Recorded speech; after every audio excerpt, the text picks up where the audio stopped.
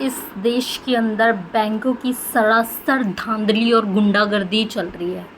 Charges के नाम पे लोगों के बैंक अकाउंट्स में से ये चार्जेस काट 100 रुपीज़ काट लो, वो चार्जेस काट 200 रुपीज़ काट लो, 300 रुपीज़ काट लो, 100 कर के चार्जेस के नाम पे लोगों का ही पैसा काट के रिड्यूस कर देते हैं।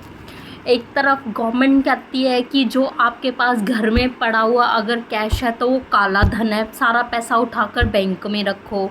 हम पैसा बैंक में रख देते हैं, बैंक वाले हमारे पैसे से पहले चार्जेस काट के हमारा बैंक बैलेंस रिड्यूस कर देती है। फिर दूसरी तरफ से हम अपना पैसा निकालने जाते हैं एटीएम से तो हमारे पैसे पर भी चार्जेस काटती है, हमारा खुद का पैसा निकालने पर भी चार्जेस है।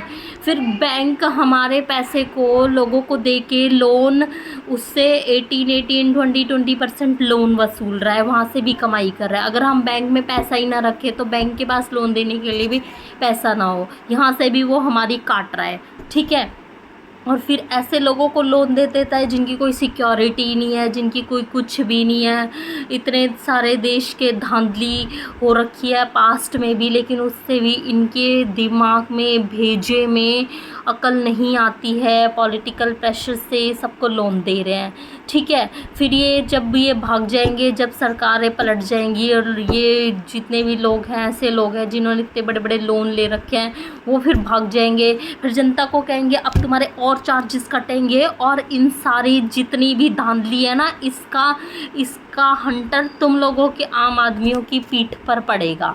तो ये जो देश में जो गुंडागर्दी इन बैंकों की चल रही है ना, ये गुंडागर्दी की तरफ ना हर किसी ने आंखें मूंदी हुई है और पता नहीं देश कहाँ जा रहा है। ये जो बैंकिंग सिस्टम की जो गुंडागर्दी चल रही है ना, पता नहीं इसको कौन रोकेगा।